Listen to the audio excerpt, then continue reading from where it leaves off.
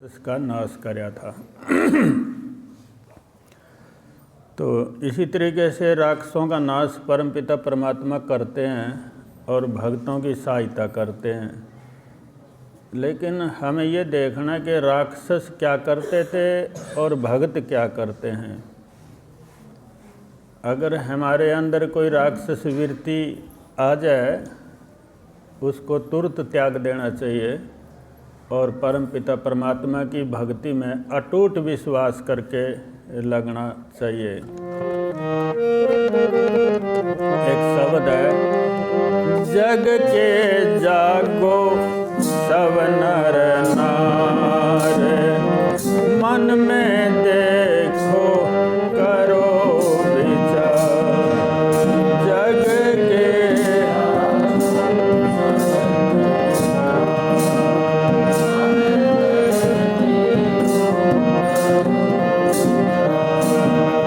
मुझे में एक सपना आया, छूट चला संसार। जग के जागो सब नर नार, मन में करो विचार।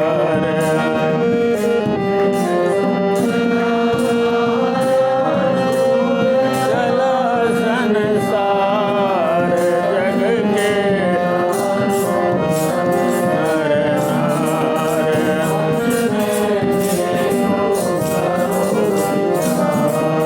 वेद पुराण रमान की नीति होती कोल सुधार हो। वेद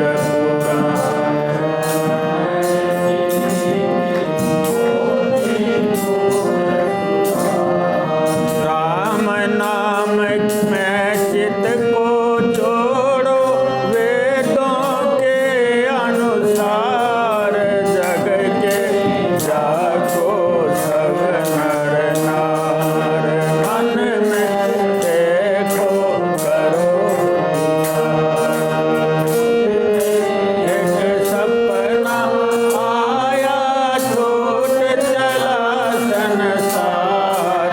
जग के जागो सब नर नार, मन में देखो करो विचार। दोष का धंधा गंदा होवे, मतलब का संसार हो। धंधा गंदा होवे, मतलब का मन बुद्धि चित पानी से सच्चा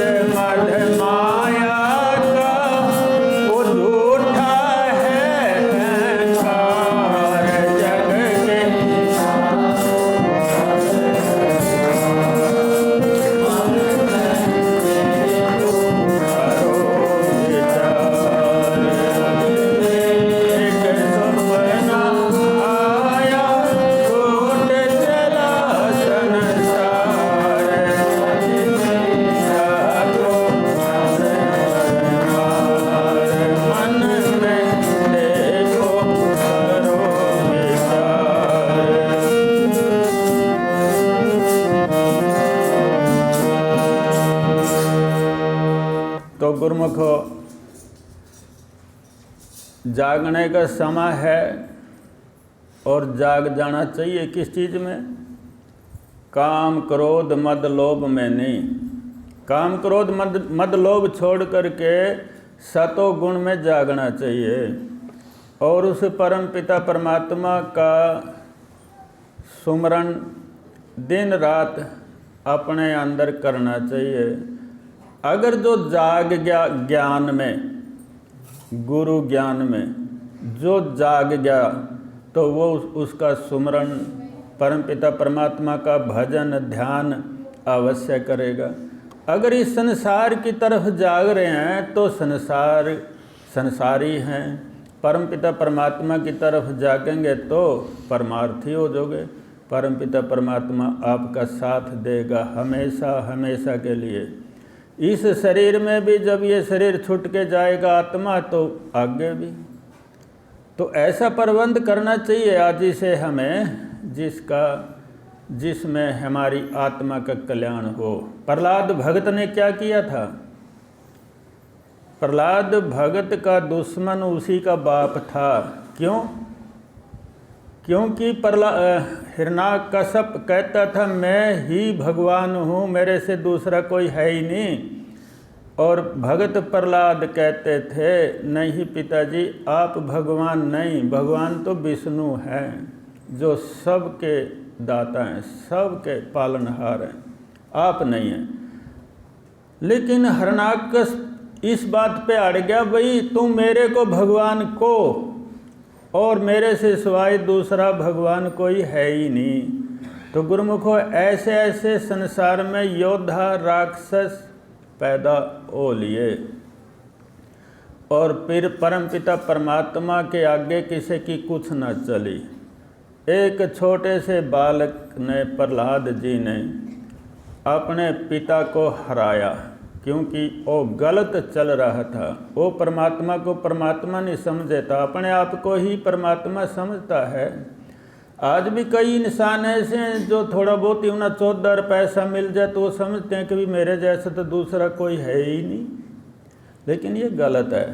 परमात्मा की तरफ चलने वाले में कभी अहंकार नहीं होता। अहंकार होता है जो परमात्मा की तरफ नहीं चलता।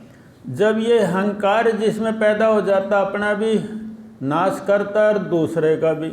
ना आप ठीक से बसेगा ना दूसरे को बसने देगा। तो गुरुमुखो इन बातों का ध्यान रखना चाहिए। ऐसा क्या है कि जिसमें अहंकार प्रकट हो जाता है। अहंकार को दूर करके निराकार का ध्यान हमें करना चाहिए। एक शब्द है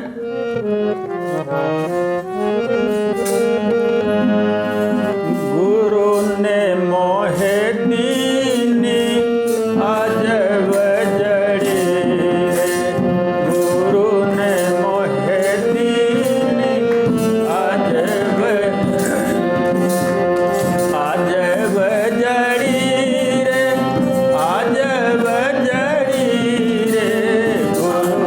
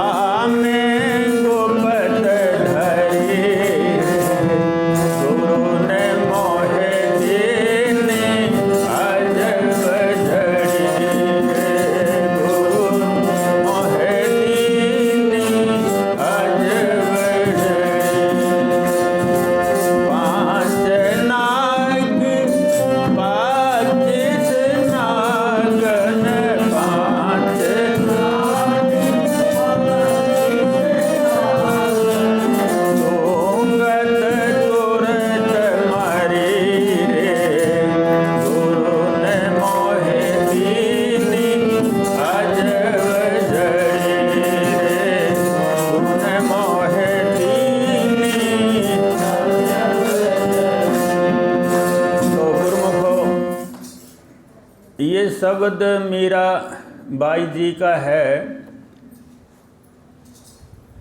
और मीराबाई जी के साथ भी वही हुआ था जो प्रहलाद जी के साथ हुआ था। तो भक्तों के ऊपर आपत्ति आती है, फिर भक्त पक्का हो जाता है। अगर भक्त के ऊपर आपत्ति नहीं आए तो पक्का नहीं होता, हो पक्का हो जाता है जब आपत्ति आए। वो अपने परमात्मा को नहीं छोड़ता, चाहे कुछ भी हो। एक बार गंगा स्नान चल रहा था, जैसे प्रयागराज का अब चला था। कहते हैं कि 66 करोड़ स्नान करने के लिए सनातनी गए हैं, धन्य भाग हैं। तो गुरुमुखो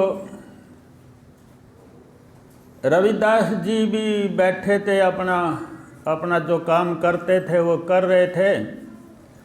तो एक भगत उनकी झूपड़ी के नज़दीक को निकला, उनकी कुटिया के नज़दीक को निकला जा रहा था। तो उसने सोचा रविदास जी के दर्शन कर लूँ। आया, दर्शन करे। गुरुजी बोले, भाई कहाँ जा रहे हो? बोले, जी मैं तो गंगा स्नान करने के लिए जा रहा हूँ। अच्छा, तो फिर ऐसा करियो, 1 रुपया उस टाइम बहुत कीमती था। बोले, यू रुपया ले जाइए मेरा और माँ गंगा से भेंट करिए भाई। अच्छा जी, ले दो, कर दूँगा। बोले, न्यों नहीं, कदे जाकर न्यू फेंक दे। नुका माँ गंगा से कहना, हे माँ गंगा, तेरा बेटा रविदास ने ये रुपया दिया और ये भेंट कबूल करो। तो उससे कहा, भाई ऐसा कहना तो वो रुपया लेकर के चला भगत। स्नान किया, स्नान करके और निकाल के रुपया बोलता है कि हे माँ, तेरे बेटे रविदास जी ने 1 रुपया दिया तेरी भेंट में, और ये लो। और उसने कहा कि हाथ निकाल करके आपने हलचल है कुछ, ये तेरी बैटरी बढ़ने लग रही ना, बंद कर।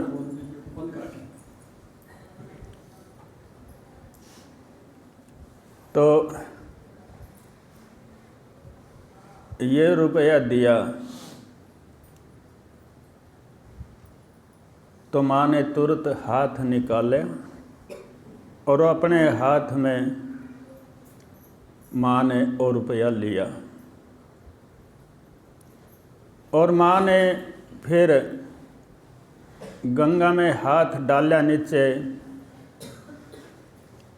तो एक सोने का स्वर्ण का कंगन उस भक्त से दे दिया। भी माता ने कहा, ले ये मेरे बेटे रविदास ने ये कंगन दे दिए।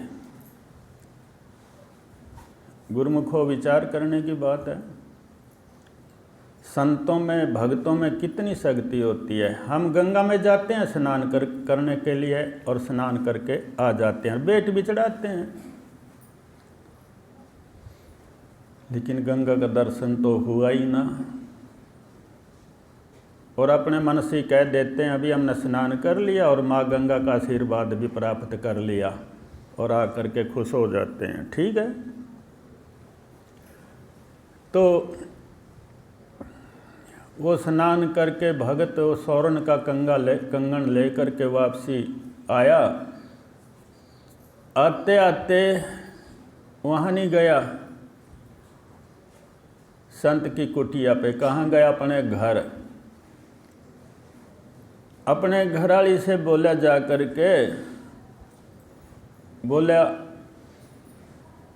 मैं गंगा स्नान करके आया। तो घरवाली बोली, बहुत अच्छा होया, ठीक ठाक हो गया था स्नान? कहाँ, बिल्कुल ठीक ठाक हो गया था, पर एक बात बताना चाहूँ मैं तेरे को। नुका बता। नुका माँ गंगा ने यो कंगन दिया मेरे था, आपसे कंगन दिया कहाँ? माँ गंगा तो आप पे बड़ी खुश है, तो कोई कंगन बड़ा कीमती है, कोई स्वर्ण का कंगन है, बहुत कीमती कंगन है। तो लगी कहने के जितने गंगा पे गए हैं ना, सब नहीं कंगन मिलता है। नुका ना बस मेरे को मिला। गुरुमुख बात लको गया, छपो गया। अपनी घराली के आगा पूरी बात को नहीं बताई। और फिर घराली ने कंगन लेकर बड़ी अच्छी जगह छपो दिया। अगले दिन भगत के मन में बेईमाना आ जाके आया, अगर यूँ कंगन में राजा ते जाकर दे दूँ, पता नहीं कितना का मना धन दे देगा और कितना मेरे को आशीर्वाद देगा, मैं एक राजा का ही आदमी बन जाऊँगा।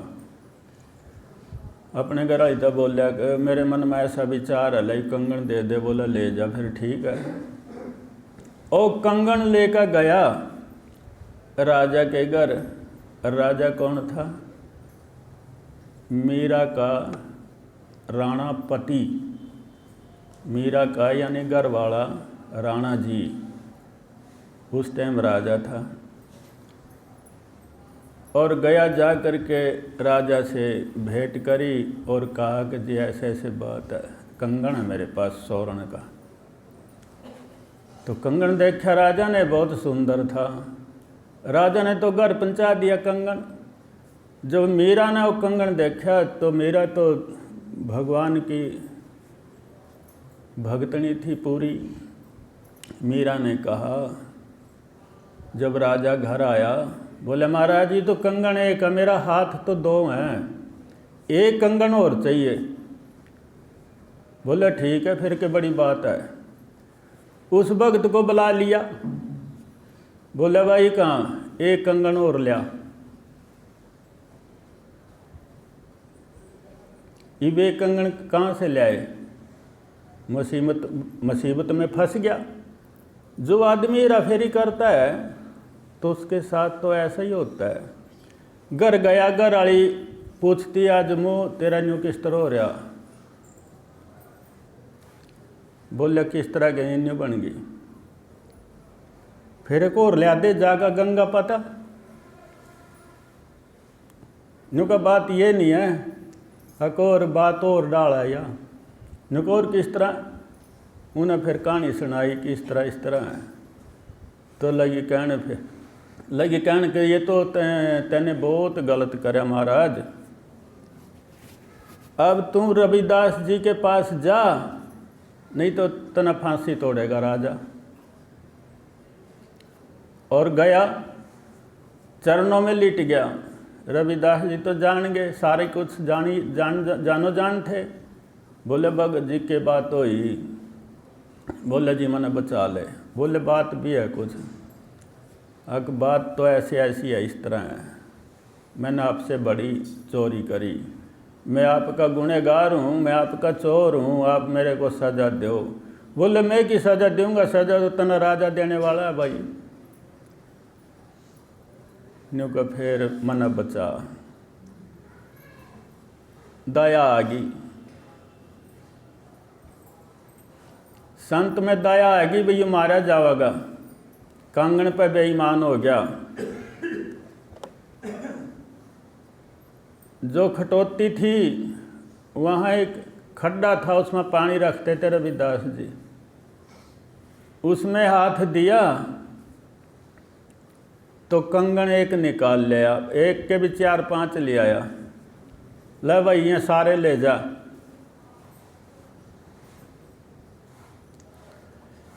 अब वो भगत बोलिया ना जी,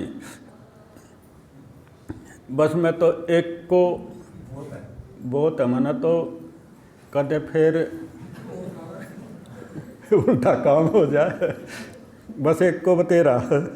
अरे ले जा। बोला ना महाराज जी बस एक ही दे दे।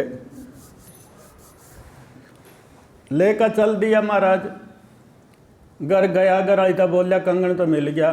फिर जा राजा था देखा,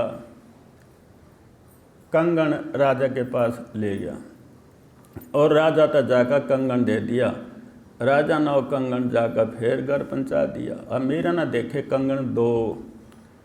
मीरा भी समझदार थी बहुत, परमात्मा का भजन करने वाली थी और पूरी तरह से परमात्मा की बनगी थी वो। तो ना विचार करया भी ये कंगन किसी सुनार के बनाए तो कोने, ये तो कंगन ही कुछ और हैं। तो राजा घर गया। राजा तब कहा मीराबाई ने, महाराज जिसने ये कंगन, जो आपके पास ये कंगन लाया ना, उस ना बला और मुसीबत चढ़ गई। उसको राजा ने भेज दिया पता। मन में बेचारे ने विचार करया भी तो मारे गया, बस ये तेरा बचना मुश्किल है। राजा के पास गया, जोड़ करके खड़े हो गया, महाराज जी मैं आ गया। बोले ऐसा कर, तू महला में जा करके रानी से बात कर। वो भक्त महलों में गया। मीराबाई ने पूछा भाई ये कंगन कहाँ से लाया, सच बता। कहा कि जी एक संत रविदास जी हैं गुरु, उनसे लाया मैं तो। बोले अच्छा कहाँ। मीराबाई समझ गई कोई पूरा संत है। एक दिन राजा तो बोली, महाराज मैं अपनी सखी सहेलियों के साथ मैं रविदास के दर्शन करने के लिए जाऊंगी, आप आज्ञा दीजिए। राणा जी ने आज्ञा दे दी और मीराबाई दर्शन के लिए चली गई। जब मीराबाई ने संत का दर्शन किया तो मीरा सहम गई, भाई मैं इस ही संत को गुरु बनाऊंगी, लेकिन पता नहीं ये बनेंगे कि ना बनेंगे। प्रार्थना करके देखती हूँ। चरणों में शीश झुका करके कहती है, महाराज मैं आपसे नाम दक्षिणा लेना चाहती हूँ। तो रविदास जी कहने लगे, मीरा बहुत अच्छा, मैं तेरे को नाम दक्षिणा दूंगा, मैं खुश हूँ। तो उस टाइम मीराबाई उपदेश ले करके गुरु जी से और अपने घर आ गई। तो गुरुमुखो बचपन से ही भगवान कृष्ण की भक्तनी थी, लेकिन नाम नहीं था। जब वो नाम प्राप्त हो गया गुरु जी से, तो बस फिर तो कहना क्या था, पूरा भजन करना शुरू कर दिया। और घर का कोई मोह पहले से नहीं था, रिब तो जमी टूट लिया। एक दिन लगे कहने, राणा जी कहाँ, भाई भगवान कृष्ण का मंदिर बनवा दे। बोले ठीक है। भगवान कृष्ण का मंदिर बनवा दिया। भाई भगवान कृष्ण की मूर्ति की स्थापना करनी थी। सब इकट्ठे हो गए।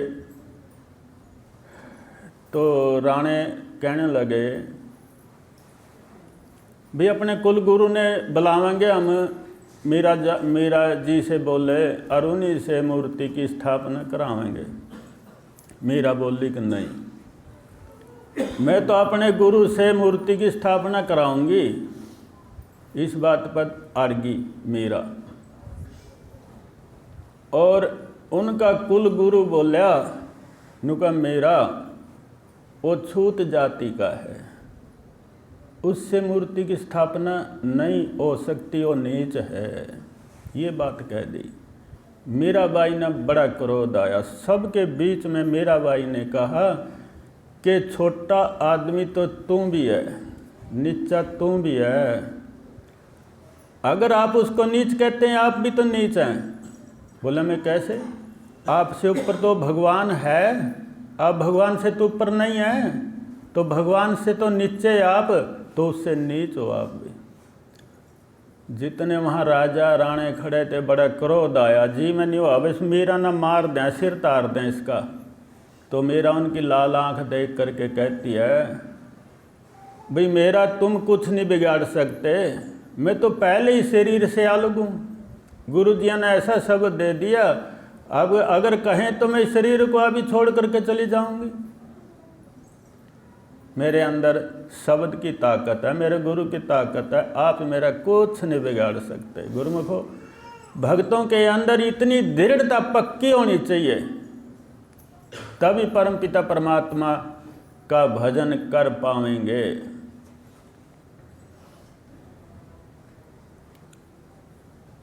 तो मीरा जी ने गुरु रविदास जी को बुला लिया। रविदास आगे, काफ़ी लोग इकट्ठे हो रहे, तो कहते हैं भाई क्या बात है? तो सुनी ऐसे ऐसी बात है। तो मीराबाई कुल गुरु से तो स्थापना करने ना दे, और वो मीराबाई के गुरु से नहीं स्थापना करने दें। अब ये बात अड़ गई। तो गुरु जी बोले, रविदास जी कहते हैं कि मीरा सुनो, ये मूर्ति भगवान की ये मूर्ति है ना, कहाँ ये अपने आप ही नहीं स्थापना हो जाएगी, इसने की जरूरत है किसी की स्थापना कराने की। कहते हैं गुरुमुखो, भगवान कृष्ण की मूर्ति उठ करके अपने आप ही मंदिर में जाके प्रवेश होगी। तो जो ढोंगी लोग हैं उनके कुल गुरु कहते हैं ये तो कोई तांत्रिक है ना, इसलिए तंत्र के बल से और मूर्ति की स्थापना कर दी। ना तो मीरा को कुछ समझा, ना है गुरु को, और स्थापना मूर्ति होगी थी, चले गए अपने अपने घर। तो गुरुमुखो, अब मीरा इतनी भक्ति में डूब गई कि उसको कोई ज्ञान नहीं रहा तो कौन है, बस वो तो अपने आप को एक सेविका मानना शुरू कर दिया, मैं तो एक गुरु की सेविका हूँ। कुछ दिनों में राणा जी गुजर गए, और जो उसका था अपना देवर या जेठ पता नहीं क्या लगा था, उसने उससे बड़े दंड देने शुरू कर दिए।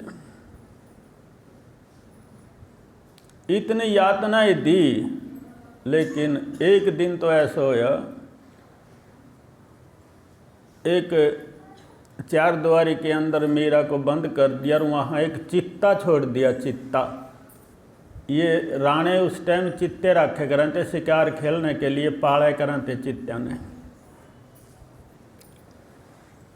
तो सारी रात वो चित्तर मीरा उस चार द्वारी के अंदर रहे, लेकिन चित्ते ना सूंगी तक नहीं मीरा को। चित्ता एकांत पड़ा रहा, एकांत। सवेरी देखा मीरा तो जिंदी, उसको फिर निकालना पड़ा।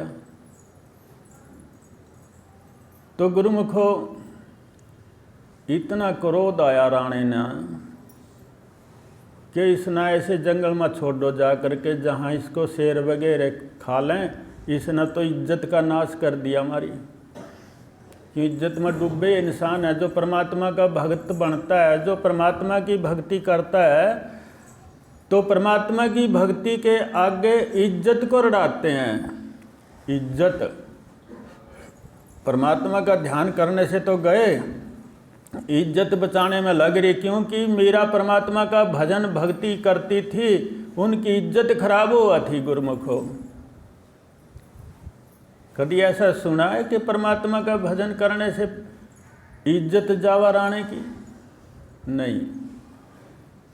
बस बियाबान जंगल में छटा दी, कुछ दिनों में पता करया वो जिंदी फिरा। गुरुमुखो फिर मारने का प्रयास करया, एक कोबरा सांप बंद करके पटियारे में और दे दिया, एक 2-4 अलकारे भेज दिए, जाओ भाई मीरा से कहियो भैया राणा जी ने तेरे लिए भेंट भेजी, इसको स्वीकार कर ले। जब मीरा से वो मिले, वो दिया पटियारा, तो मीरा ने बड़ा शौक से ले लिया। यूँ का मीरा खोल कर देख ले, खोल लिया वो पटियारा, उसके अंदर फूलों की माला लिकड़ी, और वो फूलों की माला अपने आप उठ करके गले में जाकर गल गई। और वो सिपाही देखा, चुपचाप वापसी आ गए। राणे ने पूछा, हाँ भाई क्या होया? जी फूलों की माला बन गई तेरे सांप की। तो फिर भी नहीं समझ में आई, जहर का पहला भेजा, मीरा ना वो भी पी लिया, मीरा का कुछ नहीं बिगड़ा, वो अमृत बन गया। गुरुमुखो, तो मीरा कहती है, गुरु ने मोहे दीनी आज बजड़ी है, गुरु ने मोहे दीनी आज बजड़ी रे, आज बजड़ी रे, आज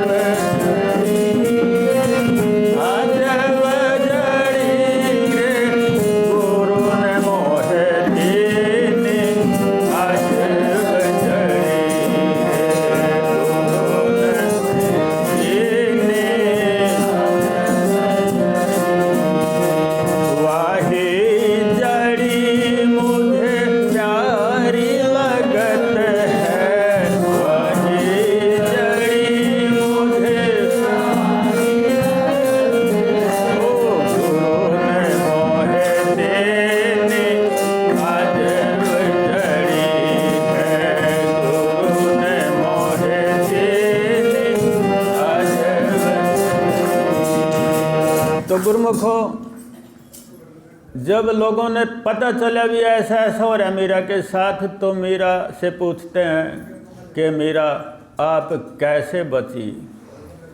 तो मीरा कहती है कि मेरे गुरु ने बहुत अजब जड़ी मेरे से दी रखी है, अजब जड़ी। लोग पूछते हैं अजब जड़ी क्या? न्यू का नाम शब्द ब्रह्म ज्ञान, मेरे गुरु ने मेरे से ब्रह्म ज्ञान दिया हुआ है। वो ऐसी जड़ी है, उस पर जहर अमल नहीं करता, चाहे वो जहर कोबरे सांप का हो, लेकिन कोबरा सांप की भी माला बन गई। मेरे गुरु ने ऐसा महामंत्र मेरे से दिया, मेरा कोई भी मेरा कुछ भी नुकसान नहीं कर सकता है। काया नगर में अजब एक बंगला, काया नगर अजब एक बंगला, जामे गुप्त धरी रे, अजब गुरु ने मोहे दीनी, या काले ने सब जग खाया, या काले ने सतगुरु देख मरी, मोहे दीनी अजब जड़ी, गुरु ने मोहे मीरा के प्रभु गिरधर नागर, मीरा के प्रभु ले परिवार तारी, गुरु ने मोहे दीनी अजब जड़ी, गुरु ने मोहे दीनी। तो गुरुमुखो, जिसके पास गुरु महाराज जी का शब्द है, गुरुदेव ने जो ब्रह्म ज्ञान जिससे करा दिया, तो ब्रह्म ज्ञान से तो उत्तम और कोई संसार में शक्ति है ही नहीं। तो मीरा कहती है कि ए भाइयों, उस परम पिता परमात्मा का शब्द मेरे गुरु के द्वारा मेरे इस काया नगर, इस बंगले में रखा है, और उस शब्द के द्वारा ही मैं जी रही हूँ, मेरे को कोई मार नहीं सकता। तो गुरुमुखो, इतना हमारे ऊपर कृपा गुरु महाराज जी करते हैं, तो फिर भी हम अपना टाइम सत्संग के लिए, भजन करने के लिए निकाल नहीं पाते। तो गुरुमुखो, जब हिरण्यकश्यप प्रहलाद को अपने गोड्या में बैठाते हैं, उसके टीचर ले आए स्कूल से प्रहलाद को, हिरण्यकश्यप ने गोड्डे में बैठा लिया। बेटा ठीक हो? सिर पे ने हाथ फेरा, माथा चूमा। अच्छा ये बता, आपने क्या सीखा? बोले पिताजी, मैंने तो बस विष्णु भगवान का नाम ही सीखा। अब जब ये बात कही, सामने खड़े थे टीचर, और फिर क्या होया, उनकी तरफ लाल लाल आंखें काटने लगा, और वो हाथ जोड़ करके कहने लगे, प्रभु हे भगवान, हम क्या करें, हम तो सिखावा इसना कुछ, यू बोल रहा है कुछ, बल्कि ना तो और भी बच्चे थे यही शिकायत दी, विष्णु विष्णु बोलो। तो नाहक ने इतना क्रोध आया, गोड्डा में ठा पत्थर पे नीचा मरा बगा का, भाई मर जाएगा, मेरे खिलाफ चाल रहा। तो प्रहलाद खड़े हो गए, 4-5 साल के थे, और अपने बाएं पर हाथ फेरा, तो हिरण्यकश्यप देखा, इसकी तो टांग बाँ कुछ भी नहीं टूटा, ना सिर फूटा, ये तो फट खड़ा हो गया। और टीचरों से बोले, जाओ इसको दोबारा अच्छी तरह पढ़ा के लाओ, खूब अच्छा पढ़ाओ इसको। ले गए, साल 6 महीने फिर पढ़ाया, फिर ले आए, फिर पूछा हिरण्यकश्यप ने कि बताइए बेटा, आपने क्या क्या सीखा? बोला विष्णु भगवान की भक्ति सीखी। ओ परमपिता परमात्मा सबको देने वाला। हिरण्यकश्यप कहता, नहीं बेटा, मैं भगवान हूँ, मेरे से ऊपर कोई विष्णु वाष्णु कुछ नहीं है। बोला नहीं पिताजी, आप भ्रम में हो, विष्णु भगवान सबके पालन करता है। गुरुमुखों क्रोध आ गया, पहरेदार बुला लिए, बड़े बड़े पहलवान योद्धा बुला लिए, बाले ले का। बोला इस ना बाले मार मार का छलनी बना दो। बेटा था, कोई दया नहीं थी राक्षस में, और खूब बाले मारे, आर पार बाले होंदे रहे, प्रहलाद का कुछ भी ना बिगड़ा। थक गए, बोले जी इसका नहीं कुछ बिगड़ता। बोला इसना ले जो फिर कड़ी पहाड़ पूरा मत दाबया हो। बताते हैं पहाड़ की चोटी पर चढ़ का नीचे खाई में बगा दिया, राक्षसों ने पहाड़ पहाड़ पहाड़ करके उसके ऊपर घेर दिए प्रहलाद के। और प्रहलाद नाम का जाप कर रहा है। नारद गुरु थे प्रहलाद के। जब कैदू से उपदेश दिया नारद जी ने, तो प्रहलाद गर्भ में था, और प्रहलाद ने गर्भ के अंदर ही उपदेश प्राप्त कर लिया भगवान का, और उसी नाम का जाप करते हुए पहाड़ों के नीचे दबा होया। और आगे भाई दाबया ही भी नहीं बचता। तो भगवान की मर्जी, जिसकी रक्षा वो करे, जिसको राखे साइयाँ मार सके न को, बाल ना बांका कर सके चाहे जग ब्यारी हो। तो गुरुमुख हो, भगवान विष्णु की कृपा से जो पहाड़ बड़े बड़े पत्थर ऊपर पड़े थे, एकदम जिस तरह हवा में उड़ जग रहे, एक एक पत्थर उड़ने लगे हवा में, और प्रहलाद जो का तो नीचे से निकल आया। आकर के फिर अपने पिता के सामने खड़ा हो गया। सब बुला लिए, बोला रहे दुष्टो क्या कर काये हो, तो जी हम न तो दाब्या था यो। बड़ा क्रोध आया। हिरण्यकश की बहन होलिका आकर के कहने लगी, भाई घबराओ ना, इसने तो मैं मार दूंगी। तो कैसे मारेगी? बोला लक्कड़ इकट्ठे करा दे चोखे से, उसमें मैं लेकर इसको बैठ जाऊंगी, और मेरे पास एक बरदानी चादर है, मैं तो ओढ़ कर बैठ जाऊंगी, मैं तो जलने की निर्यु जल जाएगा, इन्हें बागन नहीं देने की, मैं पकड़ कर रखूँगी। तो हरनाकस ने सोची ले फिर यो ही करूँगा काम। वो ही करया, होलिका लेकर के उसमें चिता में बैठ गई, उसको हरनाकस को कस के पकड़ लिया और अपने ऊपर चादर ओढ़ ली, लगी कहने ला दो आग, ला दी आग। कहते हैं भगवान विष्णु ने प्रहलाद को पकड़ा, बाहर चिता से छोड़ दिया, ओली जो चादर के मरोड़ में थी ना, समेत चादर ही जल गई, मैं जल गई। होली जिसको आज होली कहते हैं, जो आज तुम्हारा है ना, यो प्रहलाद भगत प्रहलाद की जीत हुई। प्रहलाद भगत बचे, भगवान ने बचाए, और वो राक्षणी उसमें चिता में मर गई। गुरुमुख हो, भक्तों के ऊपर तो बड़ी बड़ी आपत्ति आई बहुत। उसकी माता कैदू भी भगवान विष्णु की भक्तनी थी, लेकिन वो हरनाकस से डरती थी, और प्रहलाद नहीं डरा। अपनी माँ से कहा था भाई तू सच्ची भक्तनी है भगवान विष्णु की, तो फिर तुम भी मेरे की तरह सरेआम जाप कर, नहीं बैठा नहीं का मेरे में इतनी हिम्मत को नहीं।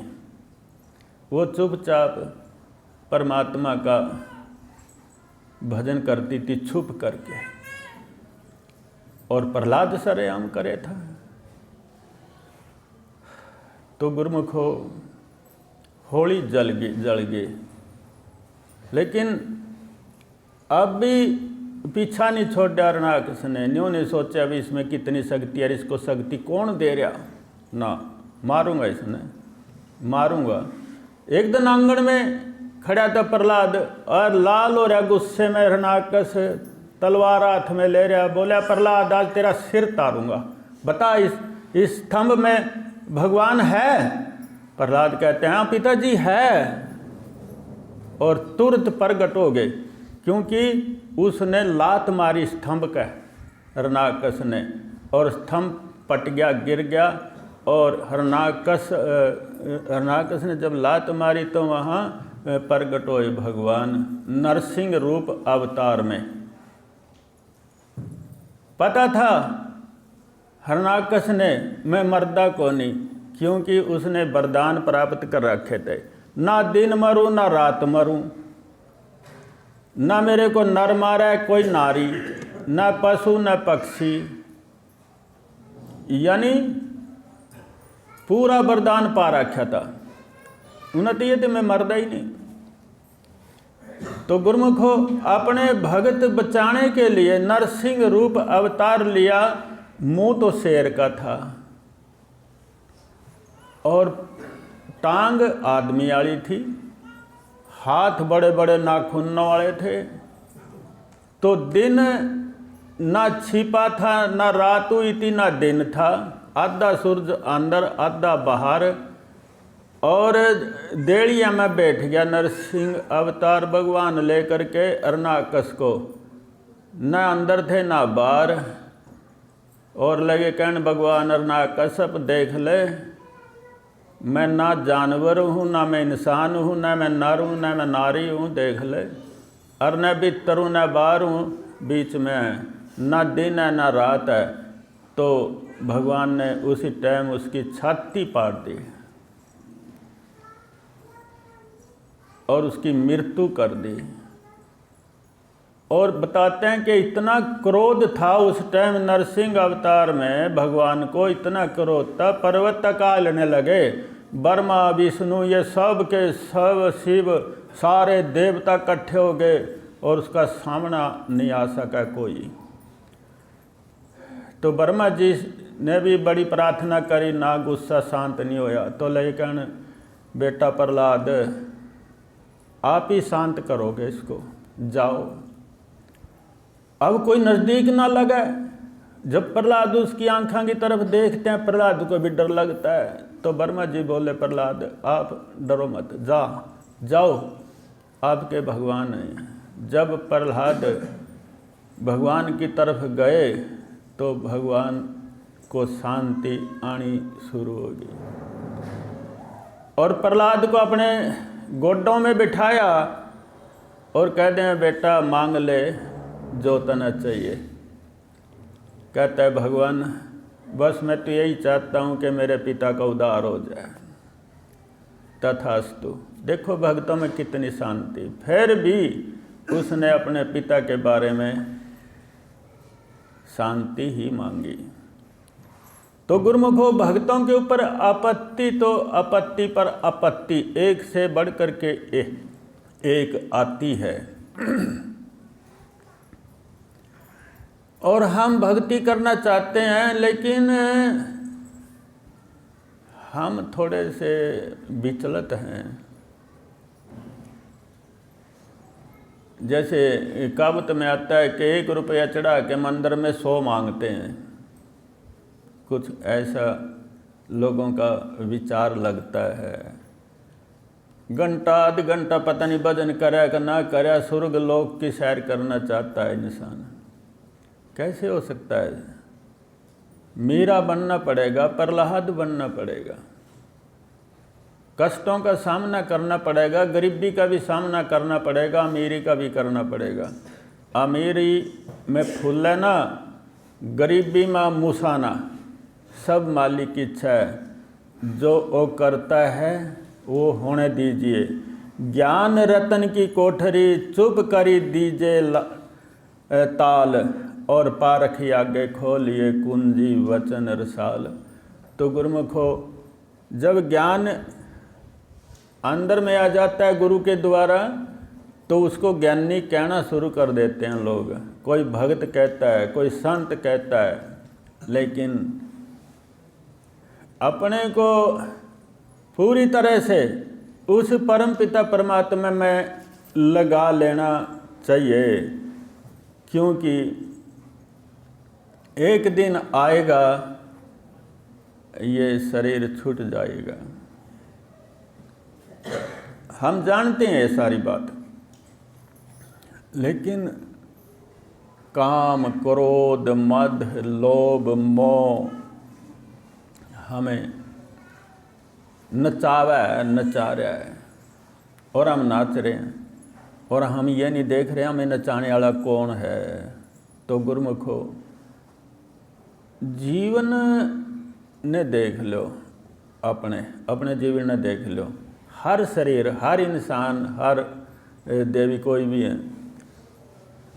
पूरे बीमारी के घर बने हुए हैं शरीर। दवाई बट्टी के बगैर तो चले नहीं जाता। सोने के लिए बट्टी चाहिए, फिर जागने के लिए बट्टी चाहिए, फिर चलने के लिए चाहिए, काम करने के लिए चाहिए। बगैर गोली बट्टी के आजकल इंसान कुछ कर ही नहीं सकता।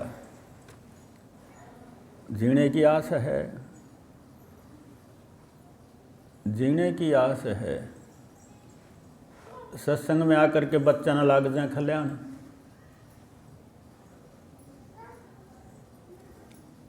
यहाँ भी नहीं रुका जाता। घर तो खिलाओ पूरे, लेकिन सत्संग में भी बच्चे खिलाने पड़ते हैं, खिलाने चाहिए।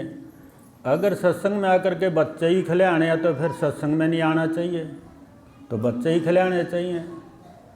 तो गुरुमुखो ये हमारा कुछ सिस्टम, हमारा सिस्टम ही खराब हो गया। हमने अपने सिस्टम को खराब कर लिया। परमपिता परमात्मा कृपा तो करते हैं, लेकिन शायद उस टाइम मुंह मोड़े खड़े हों हम। कहते हैं गुरुमुखो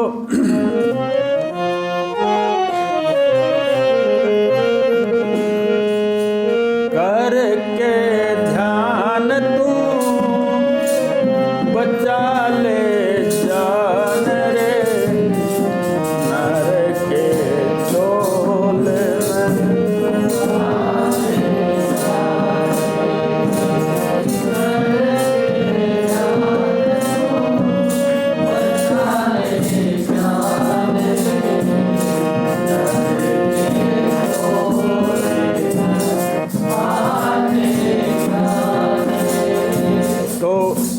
गुरुमुखो, उस पिता परमात्मा का ध्यान करने से ही इंसान के चोले में सुधार आवेगा।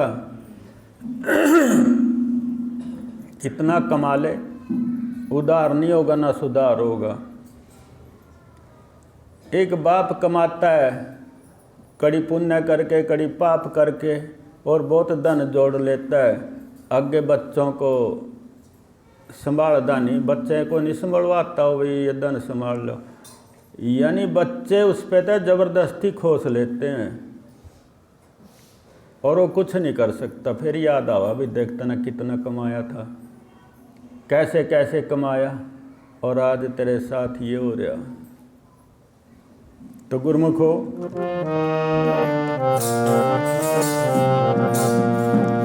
करके ध्यान तू बचा ले जान रे, नर के चोले में पाले ज्ञान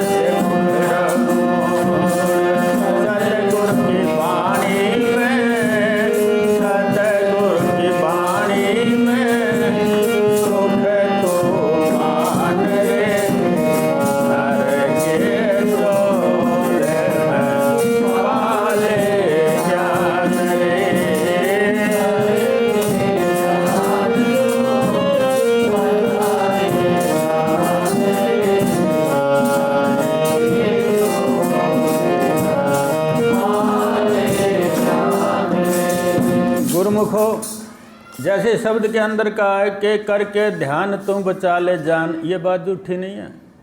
उस परम पिता परमात्मा का ध्यान करने से उसी को मिल सकते हैं, हमारी जान बच जाएगी। दोबारा नहीं तो फिर पता नहीं किस योनि में फेंके जा सकते हैं।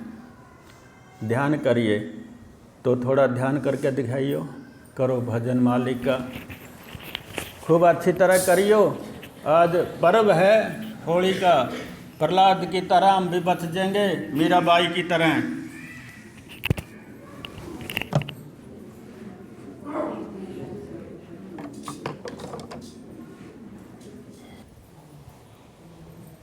इससे काफ़ी लाभ मिलता है, भजन करने से दिमाग को शांति मिला है,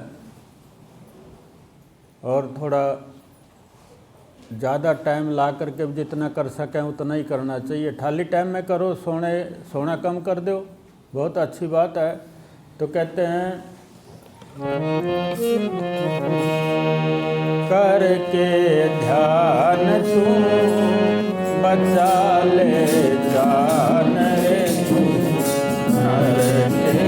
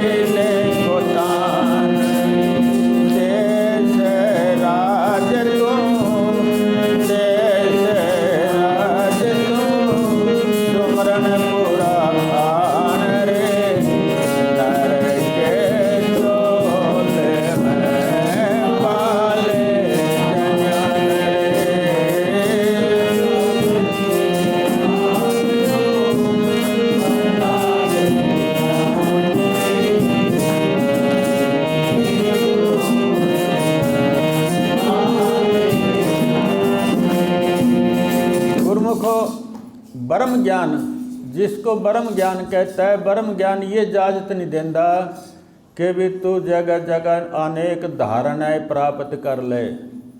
ब्रह्म ज्ञान कहता है तू अंदर में जा, अपने अंदर में जा, जीव तू जान रे, हृदय में शान रे। ब्रह्म ज्ञान कहता है कि हृदय में शान है तेरे, उस परम पिता प्रभु की तो दर्शन करके तो देख, तो अंदर जाके तो देख। नाम तू जप ले, सीने को तान रे। तू बाहर से अपने को थोड़ा मोड़ ले अंदर की ओर, बाहर की ओर जाना बंद कर दे।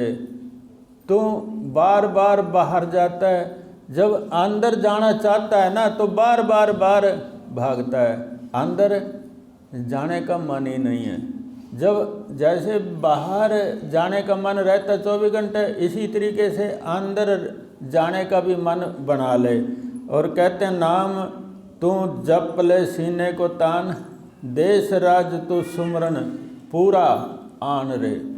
सुमरन पूरा करो उस परम पिता परमात्मा का। जैसे कहते हैं भी कुनबे की रोटी बनानी, पूरी रोटी कुनबे की बनानी पड़ेगी, आदर में तो 8 देनी है, तभी कुनबा रजेगा।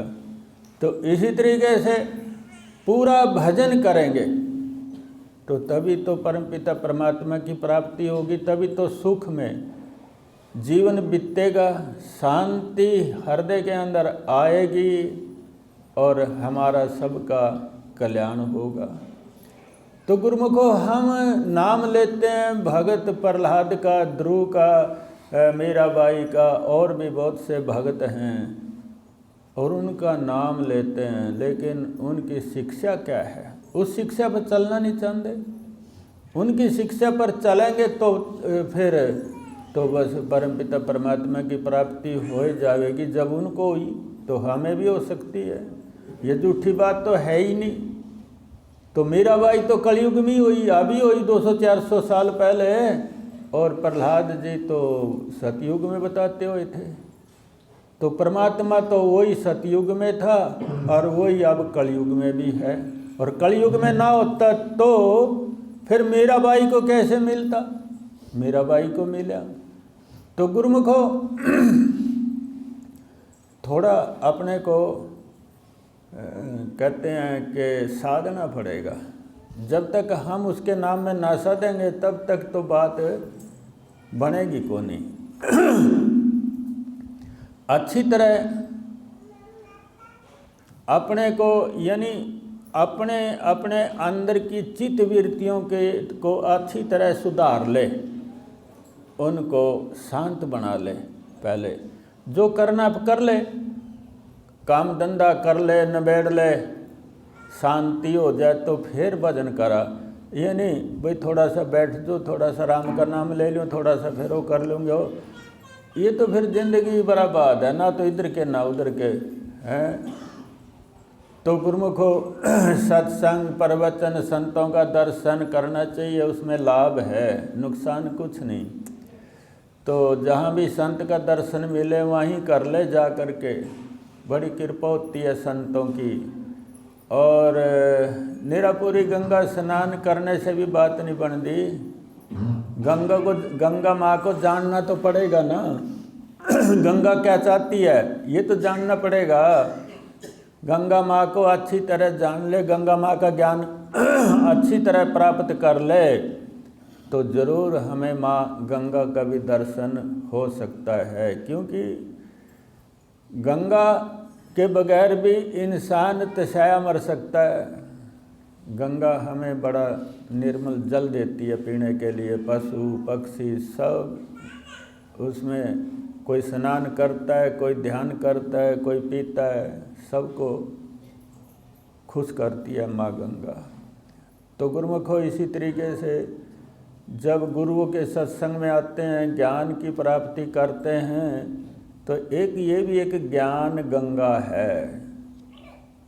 गंगा ज्ञान गंगा में जब गोते लगाओगे ना तो उस परम पिता परमात्मा का दर्शन होता है, ये नहीं कि नहीं होता, होगा। तो एक तो ये नहीं जानना चाहिए बस हम गंगा स्नान कर आए बस मुक्ति प्राप्त हो जाएगी, यह तो झूठी बात है। मुक्ति तो प्राप्त होने की नहीं, बस ऐसा कहते हैं ये पाप तो कट जाएंगे, ऐसा कहते हैं पाप कट जाएंगे, विद्वानों का कथन है। मुक्ति नहीं मिल सकती, मुक्ति तो नाम से ही मिलेगी। पहले गंगा के आसपास ही आश्रम बना लेते थे पहले संत महात्मा महापुरुष, वहीं परमात्मा का ध्यान करते थे, वहीं गंगा जल पीते थे, वहीं स्नान करते थे, लेकिन ध्यान तो उन्होंने करना ही पड़ा परमात्मा का, तो तभी परमात्मा से मिलन होया। और कहते हैं दया की धारा दिल में धारो, गुरु ज्ञान से मन को मारो। दया की धारा दिल में धारो, गुरु ज्ञान से करे ईश्वर का ध्यान, होगा कल्याण, करे ईश्वर का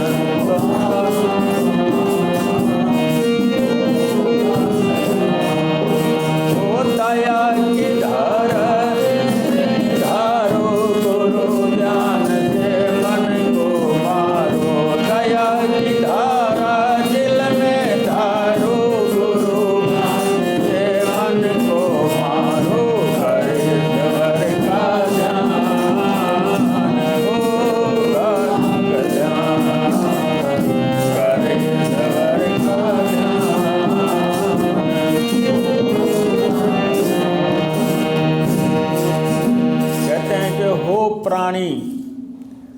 एक इंसान तो अपन कहते हैं, लेकिन प्राणी, क्योंकि प्राणों के द्वारा ही ये शरीर चल रहा है।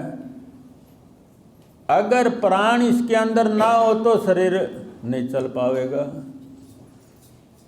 एक ये प्राणों का प्राणी है, प्राण अपान व्यान उदान समान, ये 5 पुराण हैं जो श्वासों को ले रहे हैं और दे रहे हैं। ये इनका ऐसा संतुलन बना हुआ है, ऊपर नीचे खींचना, नीचे खींचना, ऊपर खींचना। तो गुरुमुखो कहते हैं कि हो प्राणी संतों की सुन बाणी, तू एक प्राणी है। प्राण है तो तू है, प्राण नहीं है तो तू नहीं है।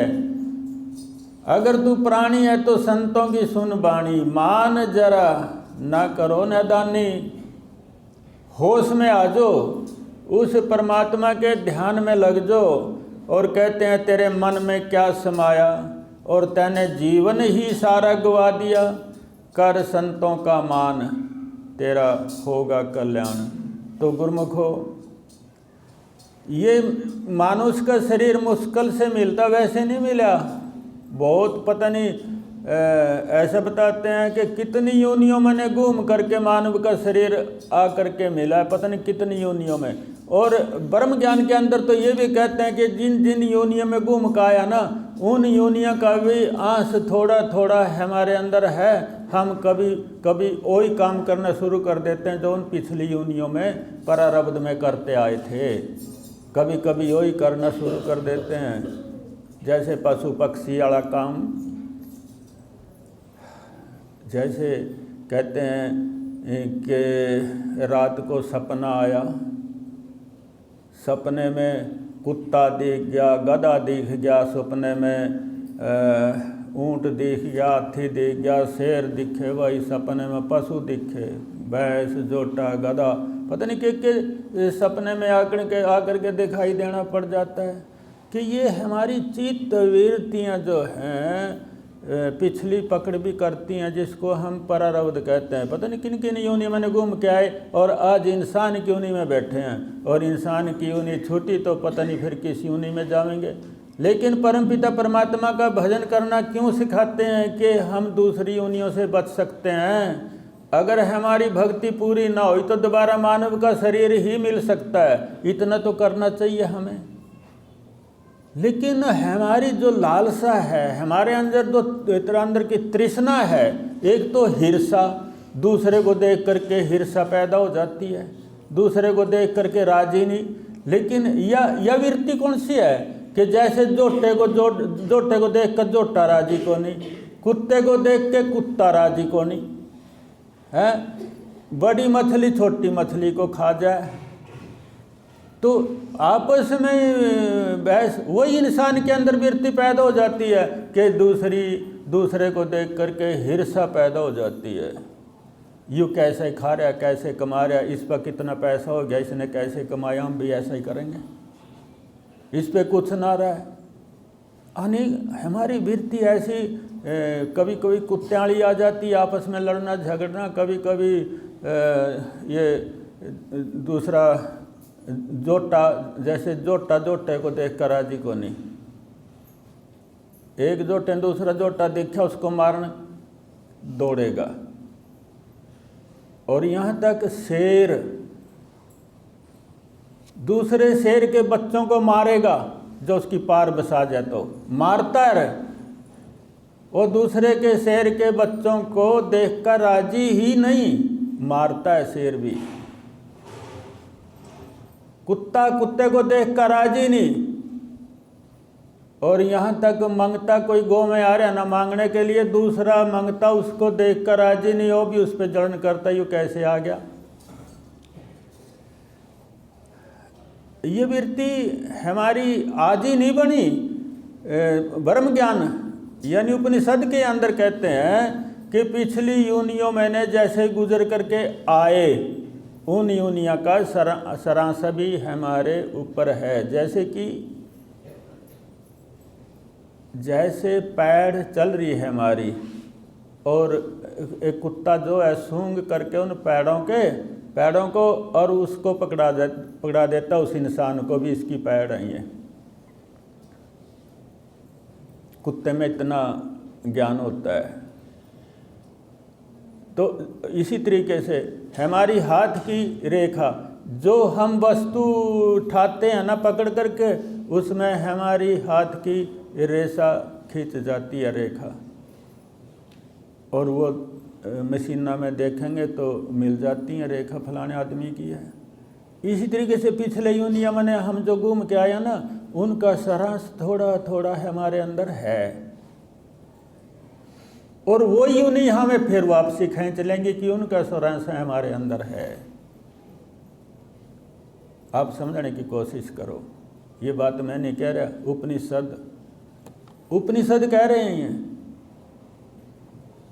और गुरुमुखो, ये सत्संग, भजन, यज्ञ, हवन हम क्यों करते हैं? कि उन योनियों से हमारा पेंडा छूट जाए। लेकिन यज्ञ हवन से तो वातावरण ही तो शुद्ध होगा।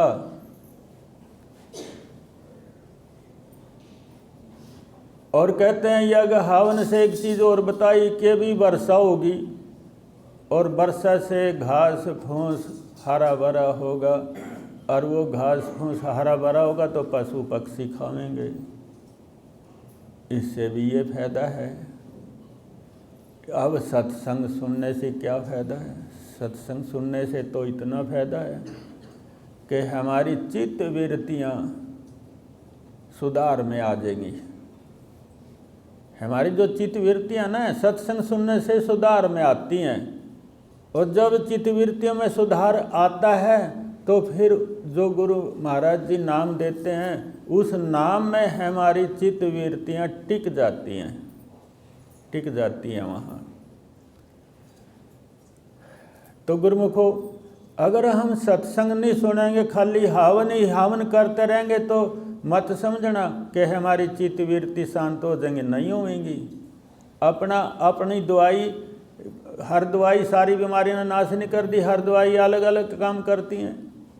कोई बुखार की दवाई या कोई सिर दर्द की दवाई या कोई पीड़ा की दवाई, यानी अलग अलग हैं, एक ही बत्ती से काम नहीं चलता। इसी तरीके से सत्संग भी सुनना पड़ेगा, हमें सेवा भी करनी पड़ेगी, हमें भजन भी करना पड़ेगा, और सत्संग में तो चल करके आना पड़ेगा। और भजन में चल करके आना नहीं पड़ता, भजन तो अपने घर में ही बैठ करके होगा, कहीं भी नहीं जाना पड़ता। अपने अंदर में जो चित्तर खींचे हुए हमारे बाहर के सारे, उनको ख़त्म करना पड़ता है सत्संग सुनने से, और भजन करने से अंदर जाना पड़ता है। क्यों? परमपिता परमात्मा हमारे अंदर है, बाहर नहीं। अच्छी तरह समझ लो, वो बाहर नहीं है। तो अगर इस तरीके से हम चलेंगे और करते करते एक दिन परमपिता परमात्मा के नज़दीक पहुंच जाएंगे। और चलना कहाँ है? अपने अंदर में ही चलना है, बाहर नहीं चलना। अलग प्रमाण नहीं निकाल लेना इसका, सिर्फ अंदर ही जाना है। अगर ध्यान करके देखोगे, अब हमारे अंदर तो इतनी हमारी जो चित्त वृत्तियाँ ना, वो बिल्कुल बिखरी पड़ी, हम संभाल नहीं सकते भी कहाँ कहाँ बिखर रही। अब सारा काम करके सांझ ने शाम को खाट पे लेटने की सोचेंगे ना, फिर थारे बात याद आओगे, ओहो वो तो काम भूल गया था करने से, है बता। सारा दिन काम कर रहे, शाम ना बैठ करके याद आया, ओहो वो काम भूल आए। चित्त वृत्तियाँ बिखरी पड़ी, बहुत ज़्यादा बिखरी पड़ी। तो गुरुमुखो, अब ये चित्त वृत्तियाँ इकट्ठी कैसे करें? बस सत्संग के ऊपर अमल करो, सत्संग सुनना पड़ेगा, अमल करना पड़ेगा, अपने गुरु की वाणी के ऊपर विश्वास करना पड़ेगा। कहते हैं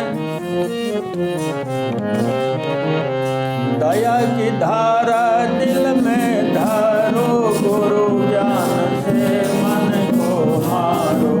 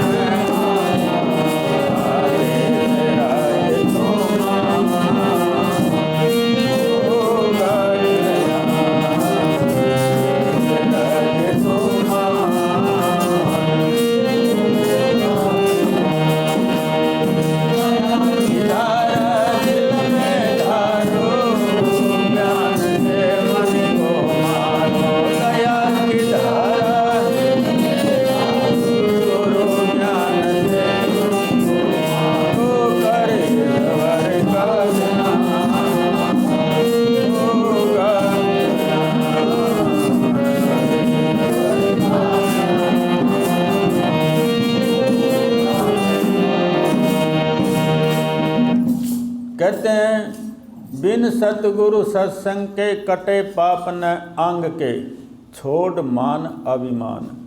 जब इंसान का मान अभिमान दोनों खत्म हो जाएं तो फिर भक्ति में रंग आता है।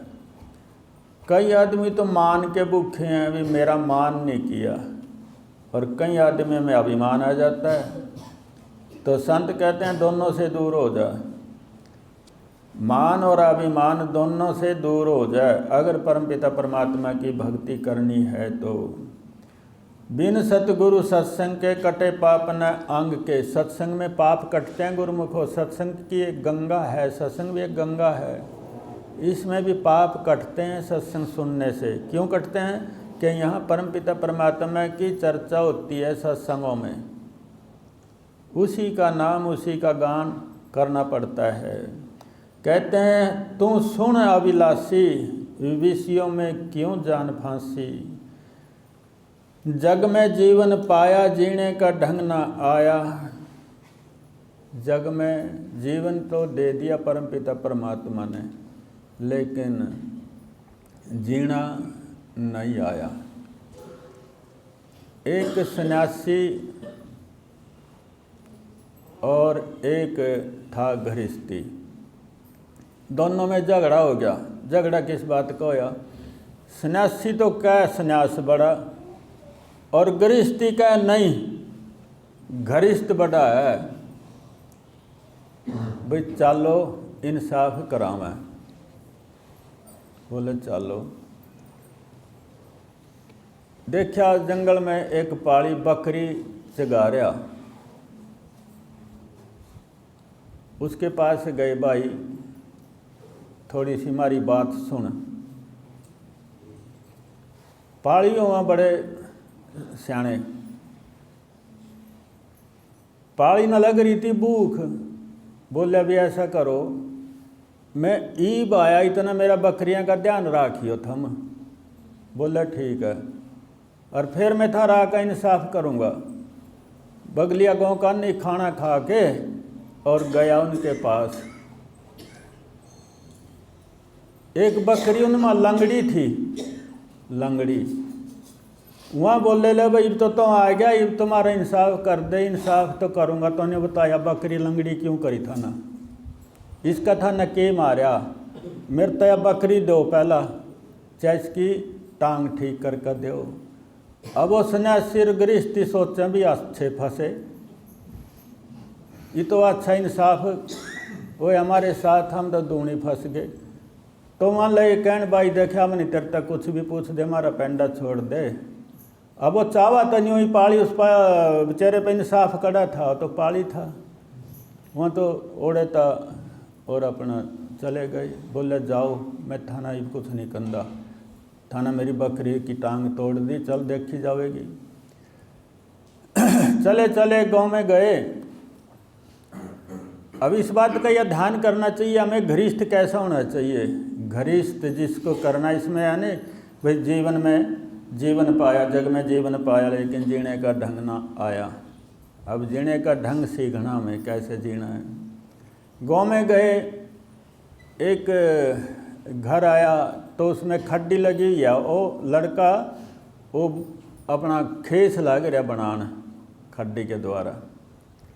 वो सन्यासी और गृहस्थी दोनों गए, बोले भाई साहब राम राम। उन्हें खड्डी छोड़ दी, आओ जी बैठो। खाट बिछा दी, पानी ले आया, पानी पिला दिया। बोले जी कर लो आराम। बोले भाई आराम तो हम कर लेंगे, पर हम न तो एक इंसाफ कराना था। बोले कैसा? कि युवा सन्यासी में हूँ गृहस्थी, यूँ तो क्या मैं तो कहूँ गृहस्थ बड़ा, रही सन्यासी कहा नहीं सन्यास बड़ा। बोले यूँ झगड़ा पड़ रहा थारा, कहाँ को नहीं, थम आराम करो, रात में रोटी खाएंगे, कल ना इंसाफ होगा थारा। तो रोटी बन गई, खाना खाया। बोला पड़का सो जो, सो गए। सवेरी हो गया भाई ईब बता। बोला नहीं, 12 बजे का खाना खा का और फिर थारा इंसाफ करेंगे। टाइम लगेगा भाई, सोचूंगा कि कहना कि ना क्या इंसाफ है ये। तो खाना बन गया, चावल बन गए, रोटी बन गई, दाल बन गई। तो गुरमुखो घर वाली परोसन लगी, तीनों बैठ गए, सन्यासी, गृहस्थी और वो लड़का, तीनों बैठ गए। घर वाली रोटी ले आई, थाली रख गई, रोटियां धर दी, चौल पा दिए, दाल दे दी। तो लगा कहने घर वाला सूई लिया। वह सूई ले आई। एक पानी का कटोरा लिया, वह पानी का कटोरा भी ले आई। बोलिया वो लड़का एक दीपक भी जला कर लिया। वहाँ देखा भाई दिन चांदना हो रहा, दीपक क्या खातर मंगावा यू। चुप। उसकी बात देखने लग रहे, सुनने लग रहे। खाना खा लिया तीनों ने। तो लड़का जा कर के खड्डी पर बैठ गया और वहाँ बैठा दिए खाट पाव, लाग गया अपना खेस बुनन। दिन की बात थी। वो नली नीचे जा पड़ी, जो आर पार करते हैं खेस बुनते हैं ना, नीचे जा पड़ी। अपने घर वाली तब बोलिया अक दीपक जला कर लाइए। वह दीपक जला ले आई। नू का देखिए नली नीचा गिर गई, कहाँ पड़ी। अब वो देख रहे भी दिन है, वह नली पड़ी सामने। रोटी खांदे ना दीपक जलवाया, ये फिर दीपक जलवाया। भैया ये चक्कर है। वो देख रहे हैं, वह सोच रहे हैं ये बात, लेकिन वो दीपक जगा के ले आई और वह नली उठा के दे दी।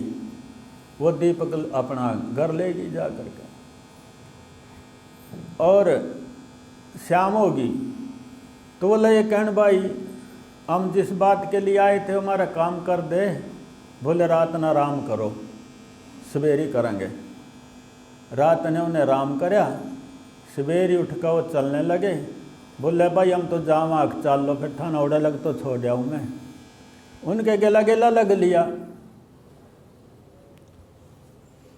तो रास्ते में कहें भाई जिस काम तो आए थे वो तुम्हारा हो ही नहीं, 2 दिन गुजर गए उरियो।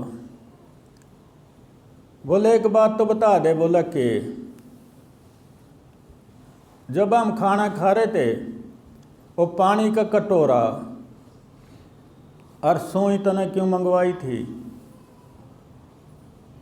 बोला इस बात का भी था ना पता नहीं कि ना भाई मेरे घर वाली है नहीं कहो, वह बड़ी अच्छी है। उसने चावल बड़े प्रेम से बनाए, दाल प्रेम से बनाई, फुलके प्रेम से बनाए। अगर कोई चौला का दाना खाते समय नीचा गिर जिंदा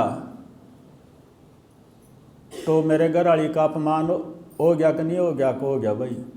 फिर सोई गेला मैंने वो दाना ठाना था और कटोरे में 2 का फिर वो खाना पानी इसलिए था क्योंकि अगर उस चौल में गिरे ना ओड़ी छोड़ देंदा तो बनाने वाली का अपमान था। उन्हें बड़े प्रेम से खाना बनाया और मैंने बड़े इज्जत से खाना खाया।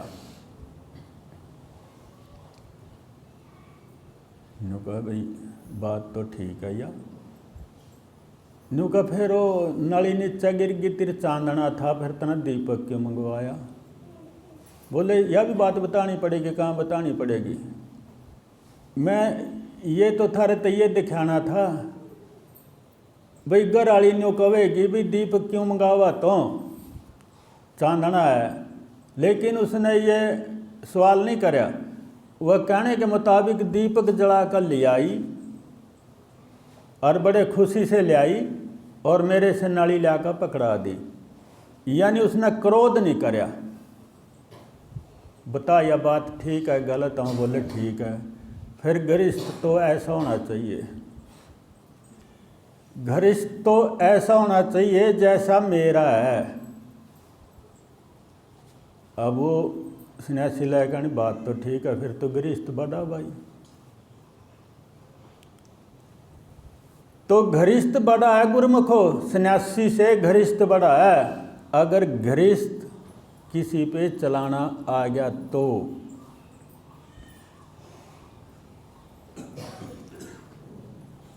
और ऐसी भी अगर मक दीपक लाइए के जड़का मरेगा है बाद का दुत्ता दिन हो रहा तेरी आंख मिचरी रात है सो सुनावेंगी वो बेचारा चुप क्या करेगा। तो ये एक गृहस्थ ये है, एक गृहस्थ ये भी है, ऐसा भी है कि मेरी बात उठी है। तो गुरुमुखो सत्संग के अंदर बहुत सी चीज़ें ऐसी मिलती हैं कि हमें गृहस्थ में किस तरीके से रहना पड़ेगा, उसी तरीके से रहना चाहिए। घर वाला शराब पी का आ गया, घर पहले दिन आया और घर आई ना देखा भी इनू किस तरह चला बांगा टेढ़ा, उसमें तब बदबू आई। मन में विचार कर लिया भी शराब पी का आया और वो डंडा पड़दा आने लग रहा, बाज का बाँह पकड़ी, आजा आज क्यों गया तेरा। बिठाया खाट पर, उसके पैर धोए दस रहे थे और उसका खाना भी खिलाया, थोड़ा बहुता खाया, कुछ खाया कुछ नहीं, और सो गया नशे में। सवेरे उठा, उसकी टांग लग गई दबाण, कभी टांग दबाई नहीं थी। नुका तो बड़ी मेहरबानी करी, आज मेरी टांग दबा रही सवेरे सवेरे। नुका तने मेरे पास मेहरबानी करी। बोले वह कही नुका शराब पी का आया था कि नहीं, इस तो बड़ी मेहरबानी क्या करेगा, तो रोज पी का आया कर, मैं तेरी नहीं टांग दबाऊंगी। बड़ा शर्मिंदा होया, बहुत शर्म आई, लेकिन आज के बाद में शराब पी का नहीं आने का और मना माफ़ कर दे। बोले ठीक है,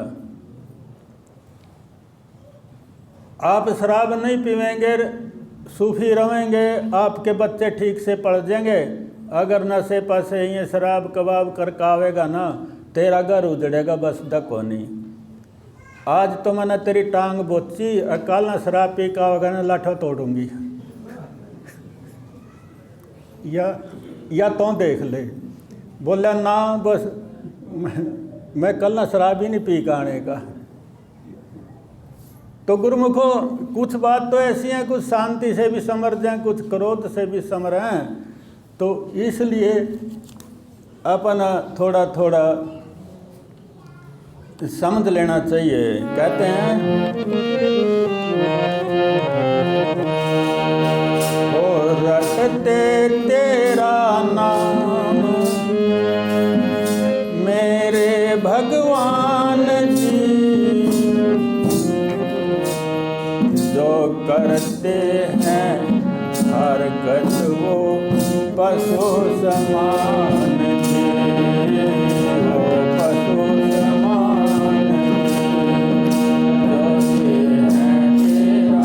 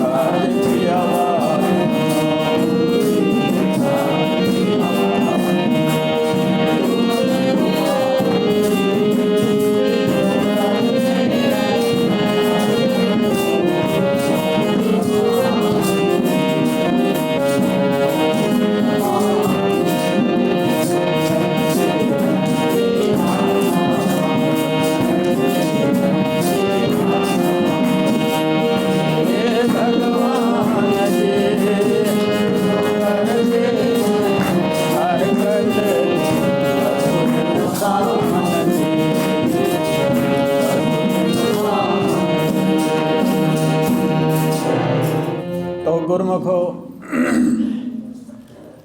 इंसान का चोला मिला, इंसान जैसे कर्म करो। जो इंसान ने कर्म करने चाहिए वैसे ही कर्म करना, अच्छे कर्म करो। बोलिए साचे।